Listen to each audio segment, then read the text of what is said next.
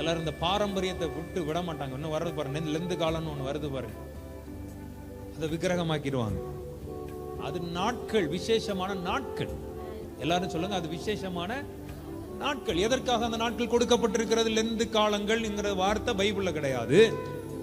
ஆனா அந்த 40 நாட்களை தபசு காலங்கள், கஷ்ட காலங்கள் என்கிற ஒரு ஒரு ஆசரிப்பு சின்ன வயசுல இருந்து வந்துடுச்சு.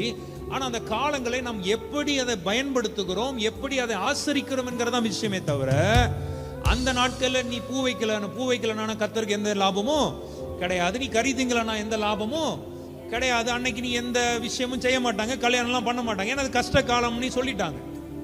அந்த நாட்களை விசேஷித்துக் கொள்ளுங்க. 40 நாட்கள் எதற்கு?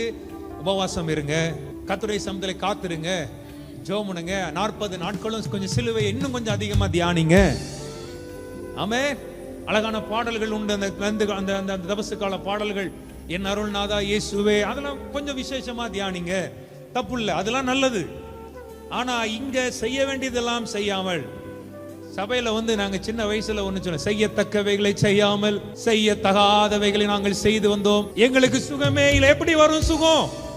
அவர் 40 நாட்கள் நடக்கும்போது, அந்த 40 நாட்களும் ஒருவேளை உபவாசம் பண்ணி பாருங்க. ஆண்டவரே, இந்த 40 நாட்கள் உங்க சமூகத்துல இன்னும் அதிகமாய் சார்ந்து சிலுவை இன்னும் தியானிக்க விரும்புறேன்.